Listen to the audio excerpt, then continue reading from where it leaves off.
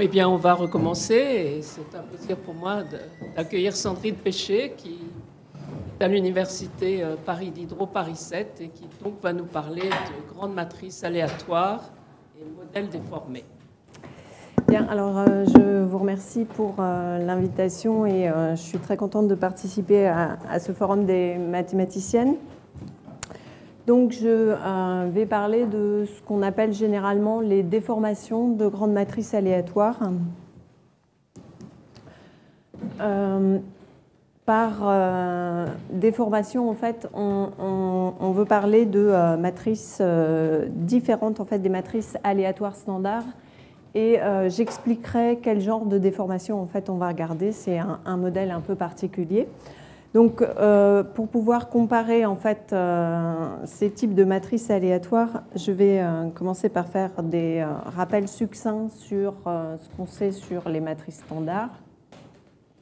Et ensuite, je développerai donc ces déformations de grandes matrices aléatoires. Alors, une grosse partie de l'exposé va concerner des perturbations de type rang petit de matrices aléatoires, ce qui a donné en fait beaucoup de résultats dans les années récentes.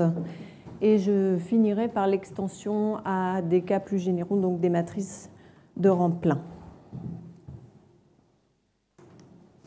Alors, on commence donc avec les matrices aléatoires standards.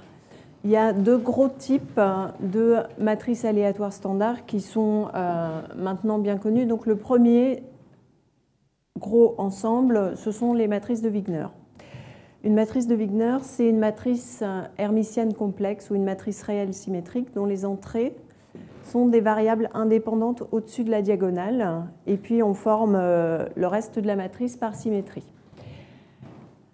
Alors, je vais beaucoup parler en fait dans cet exposé des matrices complexes et essentiellement les propriétés seront à peu près identiques pour les matrices réelles, sauf des cas explicites que je donnerai. Et donc, ce qui est important, c'est que sur ces matrices, les entrées sont toutes centrées et de même variance. Elles peuvent être identiquement distribuées, mais pas forcément. Et on va regarder les propriétés du spectre de ces matrices en grande dimension. Donc, pour faire ça et pour obtenir des résultats quand la dimension devient grande, il faut renormaliser la matrice par un facteur 1 sur racine de n. N est la dimension de la matrice ici.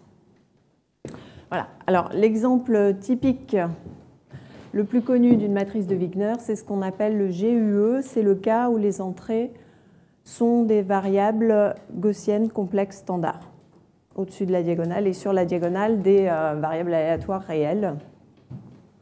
C'est l'ensemble le plus simple, j'en reparlerai dans la suite. Le deuxième modèle de matrice aléatoire standard qui est très étudié sont les matrices de covariance empirique. Alors cette fois, on ne part plus d'une matrice hermitienne de taille n fois n, on part d'une matrice rectangulaire X de taille n fois p, toujours en grande dimension, donc les deux dimensions sont grandes. Et le quotient des deux dimensions, p sur n, converge vers une constante gamma, ou est carrément égale. Alors cette matrice X, un peu comme Wigner, a des entrées indépendantes, toutes celles-là, qui sont centrées, et on peut supposer que la variance est 1 ici. C'est une question de normalisation. Et on forme ensuite la matrice de covariance empirique X, X star. Et la normalisation, cette fois, c'est 1 sur n. Voilà. Alors, l'ensemble typique correspondant, c'est l'ensemble de Wishart complexe. Et de nouveau, ça correspond au cas où les entrées de X sont des variables gaussiennes. Donc, ces deux matrices dans le cas complexe nous donnent des matrices hermitiennes. Le spectre est réel. Donc, on peut ordonner les valeurs propres lambda 1, lambda n. Et la grosse question en matrice aléatoire, c'est quel est le comportement asymptotique du spectre quand n tend vers l'infini. Alors, pour les matrices standards, on peut dire que maintenant on comprend bien.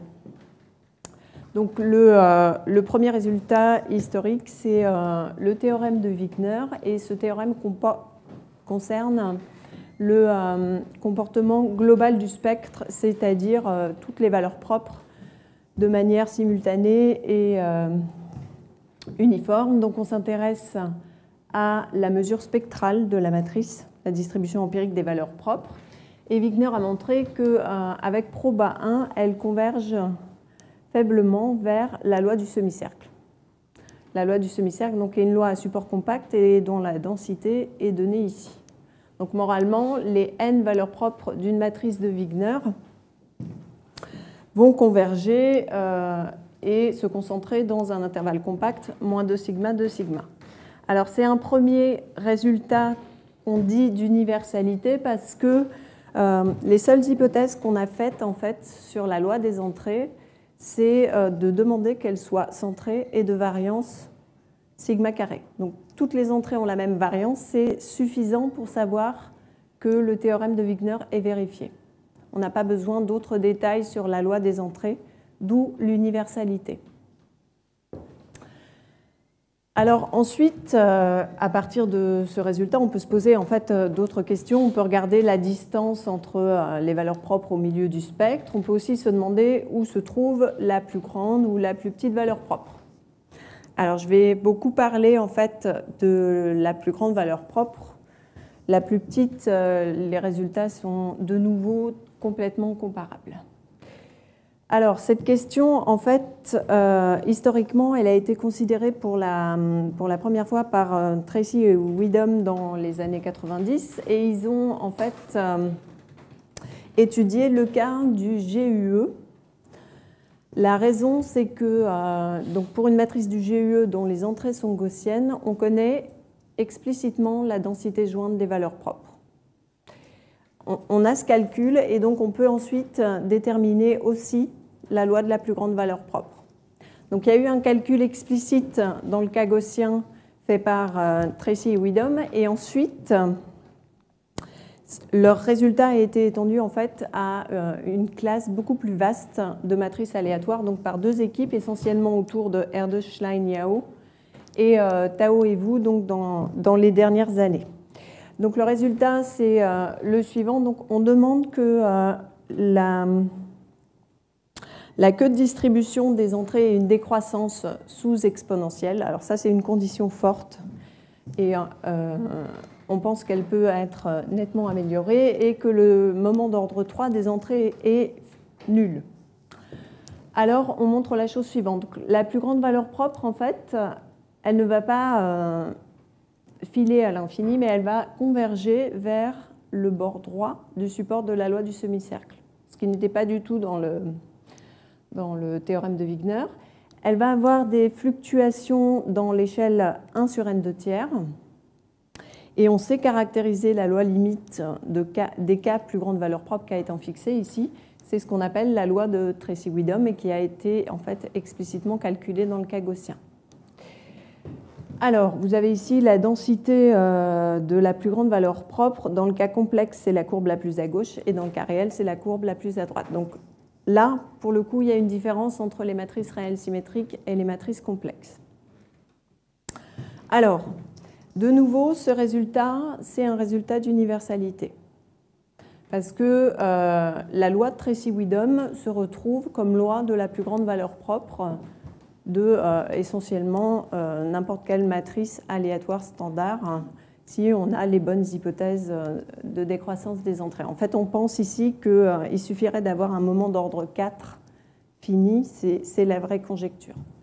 Et en fait, la loi de Tracy-Widom est un objet beaucoup plus universel que la loi du semi-cercle.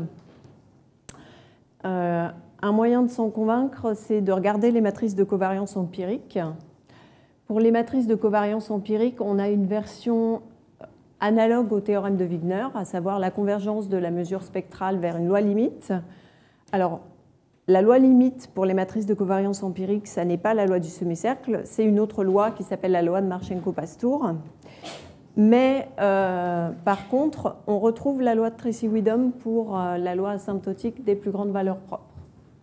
D'accord ? Donc, pour un modèle complètement différent, la loi de Tracy-Widom se retrouve quand même, donc c'est un objet limite beaucoup plus universel en fait que la loi du semi-cercle. Plus robuste on a envie de dire. Alors maintenant, on voudrait en fait considérer des modèles de matrices un petit peu différents de ces matrices de Wigner standard qui sont quand même très figées avec de l'indépendance, des variances qui sont partout identiques. Alors il y a différents moyens de déformer une matrice aléatoire. On peut forcer certaines entrées à être nulles pour aller vers les matrices bandes. On peut mettre de la dépendance dans les entrées et les déformations auxquelles je vais m'intéresser sont d'un autre type. Donc essentiellement, ça va être des déformations par ajout d'une matrice déterministe ou aléatoire. Je vais ici parler du cas déterministe essentiellement. Donc on va considérer une matrice de déformation qui sera la matrice A. Alors dans le cas Wigner, c'est une déformation additive. On part d'une matrice de Wigner standard et on lui ajoute une matrice hermitienne A. Dans le cas des matrices de covariance empirique, on peut à peu près faire la même chose. On prend une matrice A qui est cette fois-ci rectangulaire, on translate X de A et on forme la matrice de covariance empirique, la nouvelle matrice de covariance empirique. Et plus intéressant, on peut aussi faire des déformations multiplicatives. Alors, ça veut dire qu'on va introduire en fait une covariance dans la population en statistique. Donc on va former une matrice sigma qui est l'identité plus la déformation A et former cette matrice de covariance empirique sigma 1,5, la matrice de covariance standard sigma 1,5. Et ça revient à considérer en statistique une matrice de covariance empirique quand la vraie covariance est sigma. Voilà. Et les questions pour ces modèles déformés, c'est quel est l'impact de A sur les propriétés asymptotiques du spectre quand n tend vers l'infini. En quoi on peut les comparer à celles d'une matrice standard ou est-ce qu'on va obtenir des choses un petit peu différentes?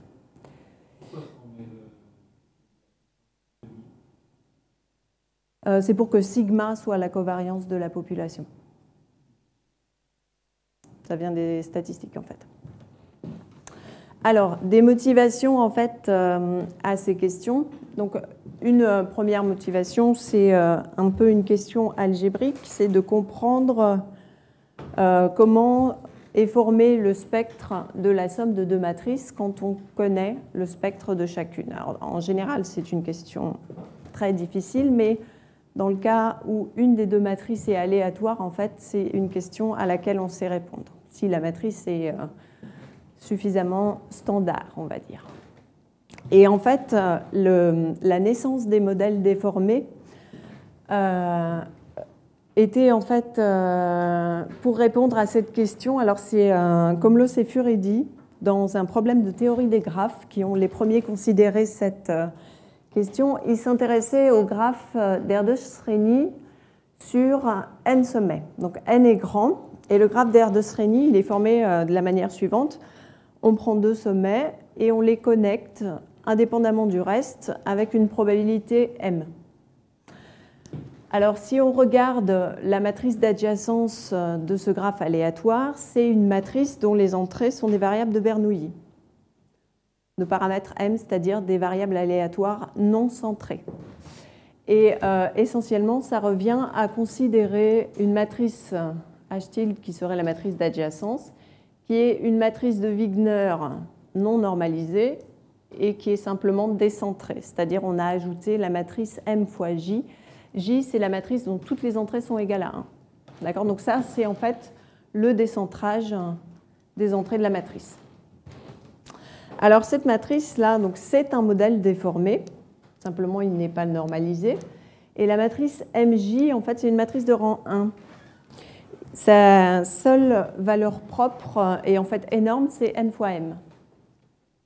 Et Komlos et Furedi ont montré le résultat suivant. Alors d'abord, il y a une énorme valeur propre, la première, lambda tilde 1, qui converge vers n fois m et qui a des fluctuations gaussiennes.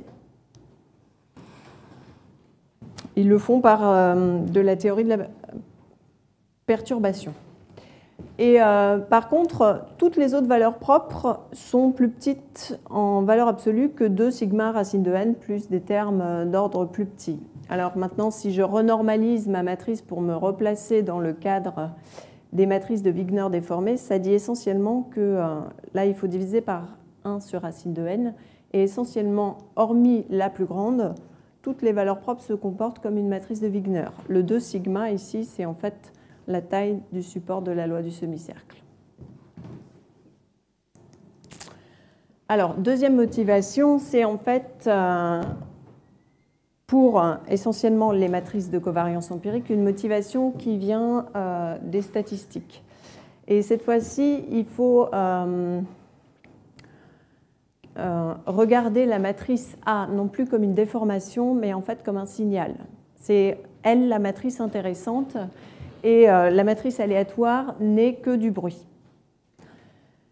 Et la question, c'est est-ce qu'on va pouvoir détecter un signal bruité? Est-ce qu'on va pouvoir le reconstruire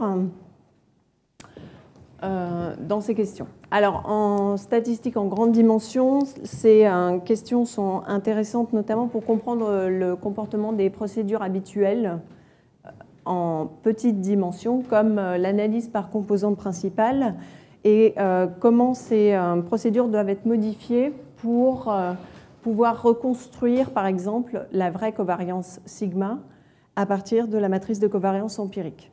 En grande dimension, on doit faire des changements. Alors, un autre domaine d'application, en fait, c'est en théorie des communications. Alors, sur un petit exemple avec le principe de la radio cognitive. Alors, c'est un système de radio intelligent où on a des émetteurs-récepteurs qui vont détecter en fait une bande de fréquence suffisamment large et qui vont utiliser les bandes de fréquences qui ne sont pas déjà utilisées par un signal pour émettre eux-mêmes un signal. Donc ça veut dire que le principe de cette radio repose sur la capacité à détecter un signal qui peut être bruité. Alors, un moyen de modéliser ce système, c'est de faire les deux hypothèses.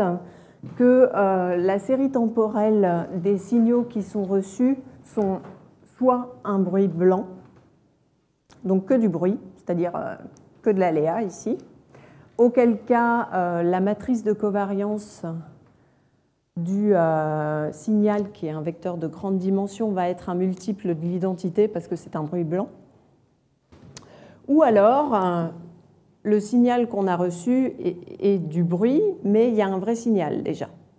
Auquel cas, la matrice de covariance du signal reçu ne sera plus l'identité, mais va être une perturbation de l'identité. Et donc, la question, et il y a déjà la réponse en fait, c'est que via les résultats qu'on a sur les matrices déformées en matrices aléatoires, parce qu'on va noter des changements dans le comportement, en fait, on va être capable de savoir si le signal reçu n'est constitué que de bruit ou s'il y a déjà un signal. Donc on a un qui peut s'élaborer en fait à partir des résultats de matrices aléatoires pour des matrices de covariance empirique. Troisième type de motivation, c'est en fait un lien entre les modèles déformés de matrices aléatoires et des questions en physique mathématique. Alors, je vais donner un modèle qu'on appelle un modèle de percolation orientée. Alors, on est sur le réseau n carré et en chaque site, en fait, on met un temps d'attente. Donc, ce sont des variables WJ qui sont indépendantes et qui représentent un temps d'attente. Alors, on va se donner une famille de chemins qu'on dit admissibles. Ce sont des chemins donc, qui ont une origine et un point d'arrivée et qui sont simplement autorisés à faire des pas vers le nord et vers l'est. Ça, c'est notre ensemble de chemins admissibles. À partir d'un chemin, on définit un temps de passage, donc de l'origine à mon point Mn. C'est simplement la somme des temps d'attente que j'ai collectés le long du chemin. Et ensuite, on définit le temps de dernier passage, qui sera le suprémum de ces temps d'attente, de ces temps de passage, sur l'ensemble de tous les chemins admissibles. Alors, c'est un problème, ça s'appelle un modèle de percolation orientée. En fait, ça peut aussi se rencontrer dans les modèles de file d'attente. Donc ici, on met M serveur. Et ça représente les temps d'attente de chaque client dans un de dernier passage. En fait, ça correspond au temps de sortie du Mn plus unième client de la dernière file. Voilà. Alors, en général, ce modèle de percolation orientée n'a pas de lien avec les matrices aléatoires. Mais si on choisit explicitement une certaine loi pour les temps d'attente, alors il y a un lien. Donc, la loi qu'il faut choisir, c'est la loi exponentielle. Donc, tous les temps d'attente sont ID exponentielle de paramètre 1, essentiellement, sauf sur la première ligne et la première colonne, où on peut modifier les taux des variables exponentielles. Et à l'origine, on force le temps d'attente à être nul. Et alors, en fait, un résultat récent de Benarrouz et Ivan Corwin a en fait caractérisé toutes les phases des comportements limites du temps de dernier passage. C'était une conjecture de Rauffer et Spohn en physique mathématique. Alors, je ne veux pas décrire toutes les lois qu'on obtient. Là, il y a juste un diagramme qui est fait dans le cas où M sur N tend vers 1, mais le résultat est beaucoup plus général que ça. Il est établi pour toutes les pentes. La chose que je veux dire, c'est que, en fait, si on normalise G de Mn de manière appropriée, la loi qu'on obtient à la limite, c'est toujours la loi de la plus grande valeur propre d'une matrice aléatoire, déformée en plus. Et donc là, c'est la loi, par exemple, de Tracy et Widom, qui est la loi qu'on a rencontrée dans un des transparents précédents. Et la raison, en fait, c'est un résultat de Johansson en 2000, c'est qu'il existe vraiment une vraie connexion entre ces temps de dernier passage et la plus grande valeur propre d'une matrice aléatoire. Alors, dans le transparent précédent, on va oublier en fait la modification sur la première colonne. Je ne garde que le dessin à droite de cette première colonne. Et alors, Johansson a montré que pour ce modèle de percolation, le temps de dernier passage a la même loi que la plus grande valeur propre d'une matrice de covariance empirique, en fait une matrice de Wishart. Donc, X est gaussien complexe et sigma dépend du paramètre de l'exponentielle. Alors ce résultat, il a été obtenu parce que d'une part, on sait calculer la loi de cette plus grande valeur propre et on sait aussi calculer explicitement d'un autre côté, en fait indépendamment, la loi de G de Mn et les deux coïncident. Voilà, et donc ça peut s'étendre à des modèles de percolation orientée plus compliqués comme ceux de Benarrouz et Corwin, parce que simplement, quand on veut maximiser le temps de dernier passage, au premier instant, on décide soit de faire un pas vers le haut, soit de faire un pas vers la droite, et on se retrouve en fait dans le modèle de Johansson. Ça n'est juste qu'une compétition de deux modèles du type Johansson. Voilà, alors en fait ce modèle de percolation orientée, donc on le retrouve dans des modèles de file d'attente. On le retrouve, on peut aussi lui associer des modèles de tableau de Young aléatoires.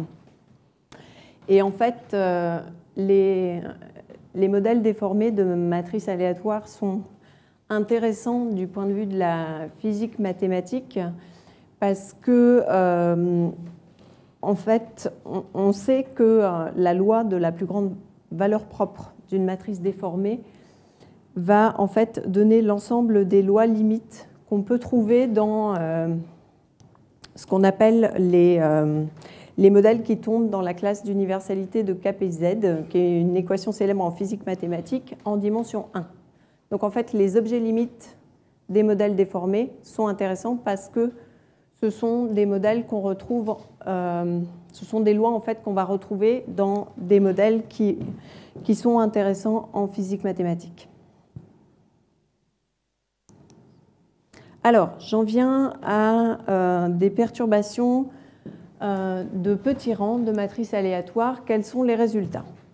Donc, on va considérer une déformation A qui sera de rang K, alors très petit devant n, et typiquement K sera un entier fixé indépendant de n, pour simplifier les idées. Donc, les valeurs propres de A seront ordonnées θ1 jusqu'à θk, de vecteurs propres associés Rj.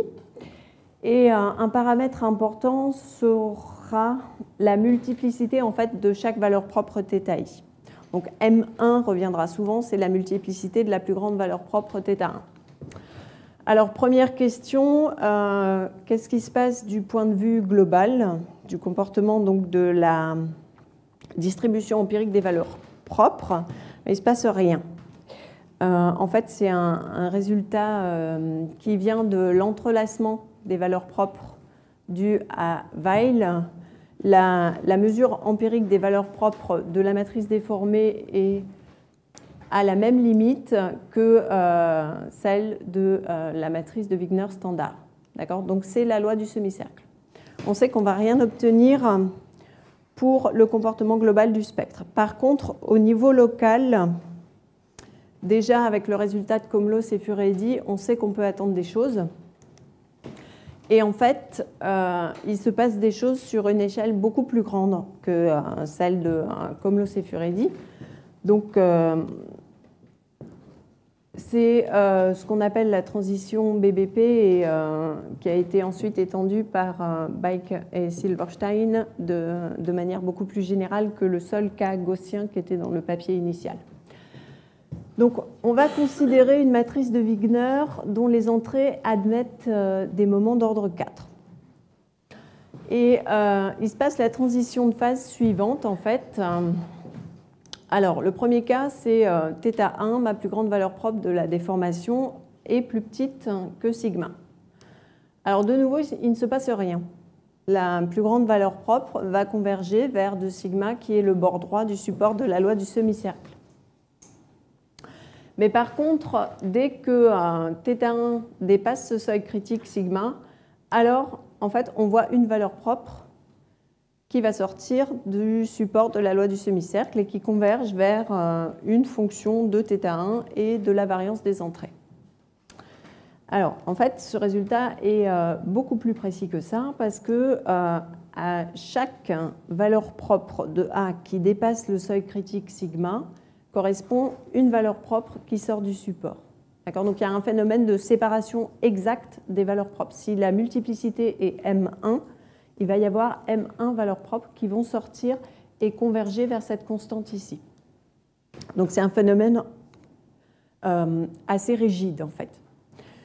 Donc le même phénomène en fait que celui obtenu par Komlos et Furedi s'étend en fait à tout l'intervalle sigma qui est la valeur critique plus l'infini. Le cas de Komlos et Furedi c'était sigma racine de n, donc quelque chose qui était gros.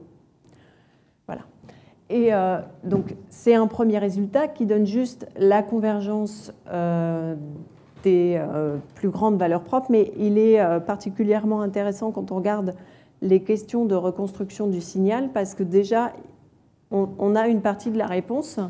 Si le signal θ1 est suffisamment grand, en regardant les valeurs propres de la matrice déformée, on sait au moins détecter le signal. Et on peut même le reconstruire via cette formule d'inversion ici. Voilà, donc ça c'est pour le comportement au premier ordre des plus grandes valeurs propres, mais en fait la transition de phase, elle s'étend aussi au niveau des fluctuations des valeurs propres. Alors il y a différentes hypothèses suivant les cas. On va soit demander une décroissance sous-exponentielle des queues de distribution, ou un moment d'ordre 4 fini, de nouveau, c'est cette condition-là qui devrait être la bonne, qu'on ne sait pas montrer dans tous les cas. Et donc, la transition, elle se propage au niveau des fluctuations de la manière suivante. Alors, tant que θ1 est strictement plus petit que sigma, on ne voit rien au niveau de la convergence de la plus grande valeur propre et on ne voit rien non plus au niveau des fluctuations de la plus grande valeur propre, des plus grandes valeurs propres. On va retrouver donc des plus grandes valeurs propres qui convergent vers le bord droit de la loi du semi-cercle dans l'échelle 1 sur n2 tiers et qui ont la loi de Tracy-Widom. Donc ça veut dire que si la perturbation est trop petite, en fait, on ne va rien détecter du tout. Par contre, si on est au-delà du seuil critique, alors le comportement des valeurs propres est complètement différent, en fait. Donc on sait déjà qu'elles convergent vers la quantité ρθ1. L'échelle des fluctuations est différente. On a des fluctuations qui sont dans l'échelle 1 sur racine de n. Et la loi limite, alors pour l'instant c'est un objet un peu mystérieux, j'y reviens dans quelques transparents, c'est la loi des valeurs propres d'une petite matrice aléatoire de taille M1 fois M1, c'est-à-dire la multiplicité de θ1. Voilà. Alors dans le cas où on regarde un GUE déformé, donc une matrice gaussienne plus la déformation, le V ici va être gaussien.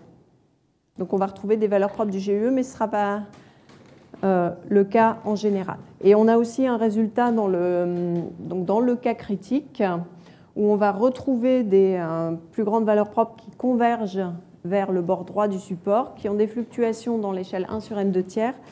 Mais la loi limite, ça n'est pas la loi de Tracy-Widom.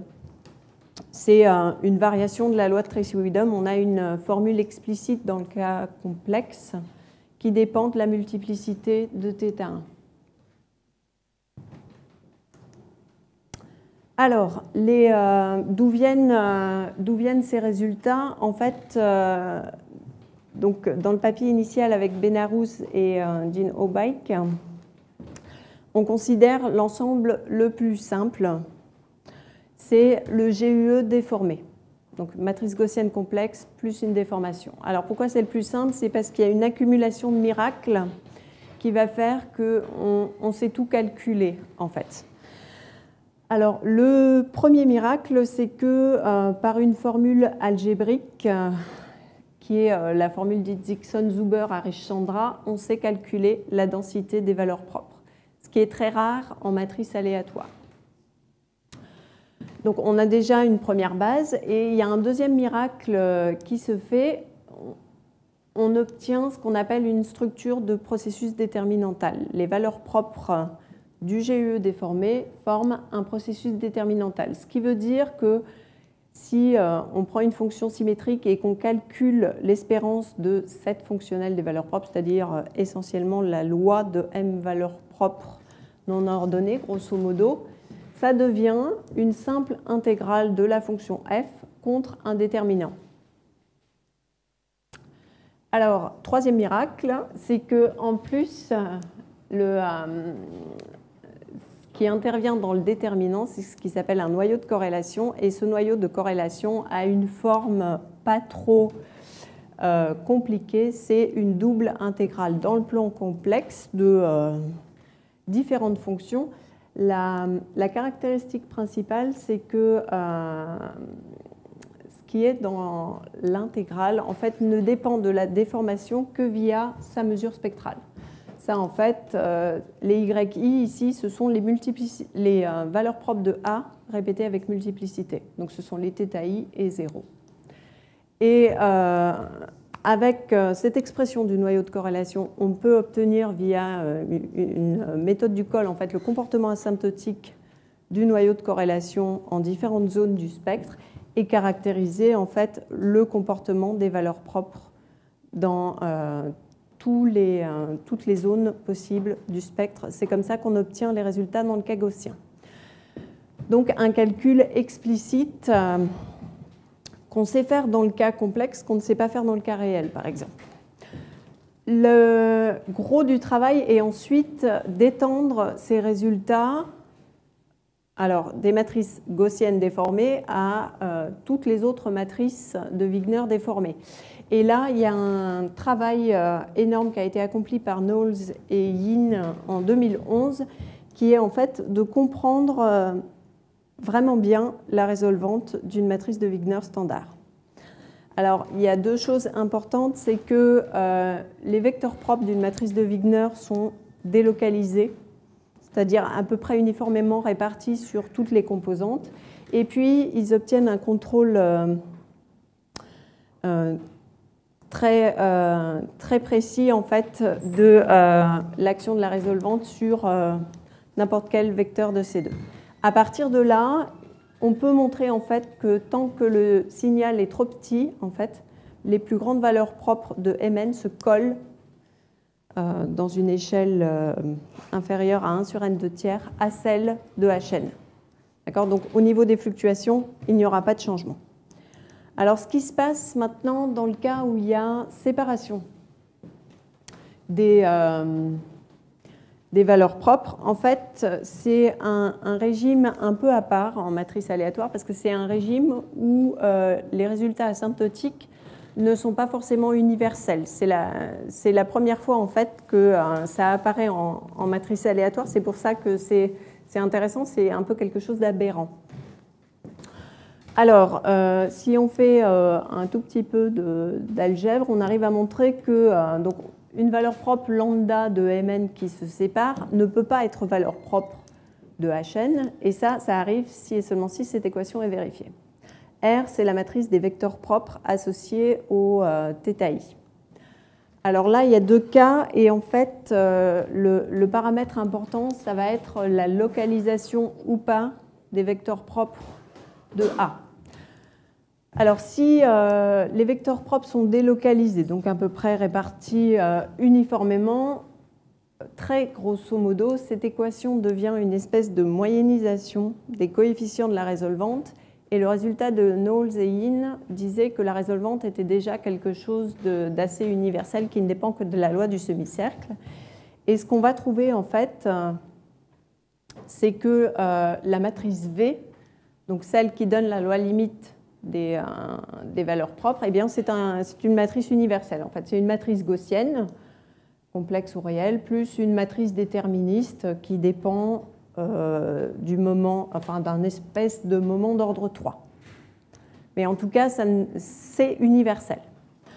Par contre, et là c'est un résultat de Capitaine, Donati-Martin et Ferral, on peut regarder le cas où les vecteurs propres sont localisés. Et le cas le pire, hein, entre guillemets, c'est le cas où on a une seule valeur propre non nulle et en fait une matrice diagonale. Alors cette équation, en fait, elle va se focaliser sur un seul coefficient de la résolvante, et ça peut ne pas être universel. Et effectivement, ce que les auteurs obtiennent à la limite, c'est une matrice V qui n'est pas du tout universelle, puisque c'est... alors on est dans la dimension 1, donc c'est une variable aléatoire gaussienne plus une variable aléatoire indépendante de même loi que H11, donc qui dépend vraiment de la loi des entrées. On a quitté le domaine d'universalité en matrice aléatoire, et en fait ce résultat donc, il est valable dès que les vecteurs propres sont localisés. Donc là j'ai juste donné le cas le pire pour donner une idée. Alors, les extensions à un rang plein maintenant, est-ce que les phénomènes qui ont été obtenus dans le cas où la matrice A est de rang petit peuvent s'étendre ou sont différents dans le cas où la matrice A maintenant a un rang qui est comparable avec N? Donc la question s'est posée, et la première question en fait à regarder, c'est le comportement global du spectre. Alors ça a été étudié par Pastour et Vasilchuk et aussi par Bian. En fait, on sait caractériser la loi limite globale du spectre de ces déformations. Alors on sait caractériser via une équation un peu compliquée. Alors on va regarder en fait la transformée de Stieltjes de la distribution empirique des valeurs propres. C'est cette transformation-là. Et à la limite, on s'est montré donc que mu_n va converger faiblement vers une probabilité mu qui est caractérisée en fait par une équation de point fixe pour sa transformée de Stieltjes. Alors cette équation de point fixe, elle dépend de la probabilité nu. Nu, c'est la limite de la mesure spectrale de la matrice A. Donc c'est une vraie probabilité. Voilà. Alors, ça reste quand même un objet mystérieux, mu. En général, on n'a pas de formule pour la densité, ça n'est pas la loi du semi-cercle, et ce qui peut se passer, en fait, c'est que la loi limite à un support non connexe, suivant la tête, en fait, de la probabilité nue. Voilà. Alors, ce qui se passe maintenant pour le phénomène ou pas de séparation des valeurs propres, ben, essentiellement, on va retrouver la même image que dans le cas rang petit. Alors, pour savoir s'il y a séparation ou pas des valeurs propres, il y a une condition nécessaire et suffisante qui a été obtenue par Capitaine, Donati, Martin, Ferral et Février. Donc, on a une condition. On sait que... donc toujours nu la limite de la loi spectrale de A, on va avoir une valeur propre qui se sépare quand la perturbation A a une valeur propre qui vérifie une certaine condition technique. Et on sait aussi où va se localiser la valeur propre qui se sépare. On a une formule explicite pour ça. Donc on a le même genre de phénomène. Alors la question d'après, c'est une fois qu'on sait si les valeurs propres extrêmes se séparent ou ne se séparent pas, quelles sont les fluctuations. Alors pour l'instant, ça n'a été fait que dans le cas du GUE déformé, pour les mêmes raisons que dans le cas rang petit, c'est parce qu'on est capable de faire un calcul explicite. Et on obtient schématiquement les résultats suivants. Alors, si on a séparation d'une valeur propre, qui peut se faire complètement à droite du support ou entre deux composantes connexes, les fluctuations des valeurs propres ici vont être celles des valeurs propres d'une matrice du GUE. D'accord ? C'est parce qu'on est parti d'une matrice gaussienne déformée. Donc on doit retrouver quelque chose de gaussien ici. Si on regardait une autre matrice, on ne sait pas. Pour les valeurs propres qui vont converger vers le bord du support. Alors, en fait, on va souvent trouver Tracy-Widom, mais il y a une vraie restriction qui est une condition très technique, de nouveau sur la probabilité nue. Moralement, ce que ça veut dire, il ne faut pas que la densité de nu s'annule trop vite au bord. C'est ça que ça dit. Et si cette condition n'est pas vérifiée, alors on n'obtient pas Tracy-Widom ici, on obtient des fluctuations qui sont gaussiennes. Phénomène qu'on ne comprend pas encore bien, c'est un travail établi avec Mireille Capitaine. Mais en tout cas, une vraie condition nécessaire et suffisante. Donc il y a quand même, c'est moralement la même image dans le cas rang plein, mais ça donne des phénomènes un petit peu différents, qu'on ne comprend pas encore bien, et surtout qu'on ne comprend pour l'instant que dans le cas de l'ensemble gaussien déformé. Et la raison, c'est... on ne sait pas très bien comment faire en fait pour étendre à des matrices non gaussiennes. Il n'y a pas la matrice standard, enfin la résolvante de la matrice standard n'est pas forcément le bon outil dans ce cadre. Alors j'ai beaucoup parlé des matrices de Wigner, je n'ai pas beaucoup parlé des matrices de covariance empirique, alors je vais être rapide. En fait, on sait beaucoup plus de choses sur les matrices de covariance empirique. Donc, il va y avoir exactement les mêmes phénomènes, donc des valeurs propres qui se séparent. Là, dans le cas, ça inclut le cas rang plein ici. On a une condition nécessaire et suffisante pour savoir quand est-ce qu'il y a séparation des plus grandes valeurs propres. Et par contre, on sait beaucoup mieux décrire en fait les fluctuations des valeurs propres pour des matrices gaussiennes ou non gaussiennes. Donc essentiellement, s'il y a séparation des valeurs propres, les fluctuations des valeurs propres qui séparent seront forcément celles de valeurs propres d'une matrice gaussienne. Pas du GUE, mais d'une matrice gaussienne. En tout cas, pas un objet limite non universel. Et par contre, si les plus grandes valeurs propres ne se séparent pas, alors on va trouver des fluctuations qui sont du type Tracy-Widom, c'est un résultat de Baupan et Zhu. Voilà, alors la raison, quand même, pour expliquer un petit peu la différence entre matrice de Wigner et matrice de covariance empirique, c'est que quand on forme une matrice de covariance empirique, il y a déjà une moyennisation qui est faite sur les entrées, qui permet en fait d'obtenir à la limite un résultat plus universel. Voilà. Et pour conclure, donc, je vais juste dire 2 mots sur tous les résultats dont je n'ai pas parlé. Alors, donc déjà, une des grosses questions, c'est de comprendre en fait dans le cas des perturbations de Rampelin le comportement des vecteurs propres. En fait, on ne sait pas très bien ce qu'il en est de leur localisation ou de leur délocalisation. Ce qu'on sait en fait dans le cas Rampetit, en fait, on sait que quand une valeur propre se sépare, le vecteur propre associé va avoir une certaine localisation, ce qui est de nouveau un phénomène propre au modèle déformé. On ne sait pas dans le cas d'une perturbation de Rampelin.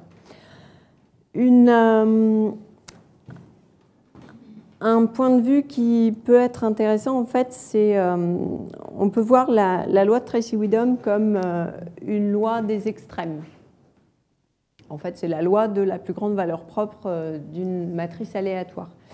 Et donc, ça peut être intéressant de comprendre en fait une transition entre les statistiques d'extrême de variable IID, par exemple, et la loi de Tracy-Widom. Un moyen de faire ça, c'est de partir d'une matrice diagonale à entrée IID et d'ajouter une matrice de Wigner de plus en plus grosse. Et en fait, il se passe là aussi des phénomènes intéressants. Ça n'est qu'une variation des modèles déformés que j'ai présentés, c'est une variation aléatoire, c'est une déformation aléatoire en fait. Et on peut montrer qu'il y a une transition entre Weibull et non pas Tracy-Widom, mais une loi gaussienne. Mais par exemple, il n'y en a pas entre... je ne vais pas retrouver.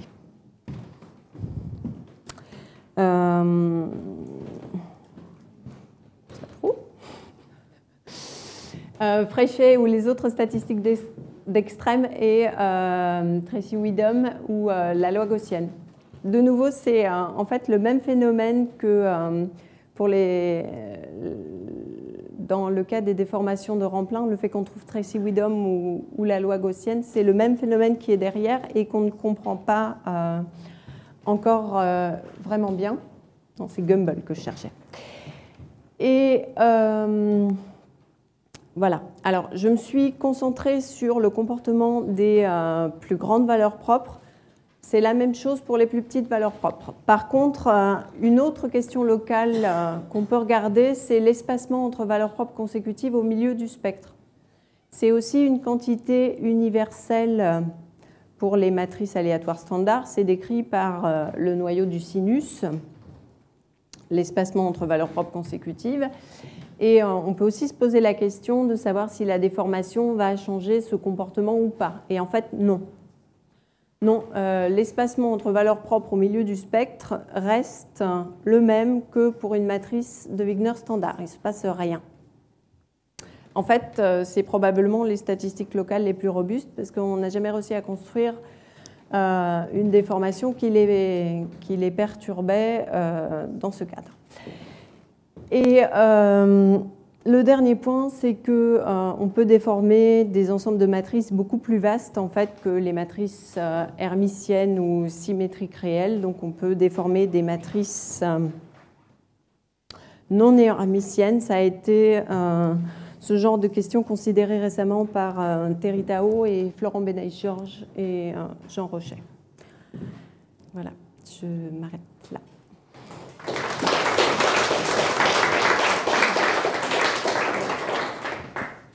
Merci beaucoup. Y a-t-il des questions?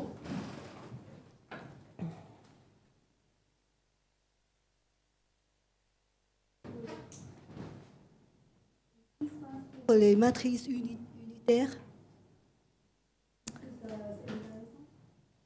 Mais c'est plus difficile à déformer. Alors, le point de départ, c'est quand même d'avoir un ensemble pour lequel on va pouvoir faire des calculs pour savoir ce qui va se passer, pour comprendre. Et en général, la technique, c'est d'étendre après à d'autres ensembles. Et dans le cadre unitaire, c'est beaucoup plus difficile, en fait. Déjà, rien que le cas des matrices réelles symétriques, on ne sait pas faire explicitement. Donc, unitaire...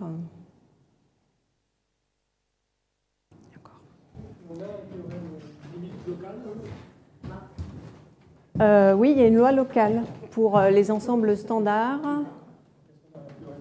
C'est la probabilité que les valeurs non normalisées se trouvent dans un ensemble compact donné. Oui, pour les ensembles standards, il y a ça. Travaux d'Erdős, Yao, Schlein. Autre question? Non, mais on va remercier encore la conférencière.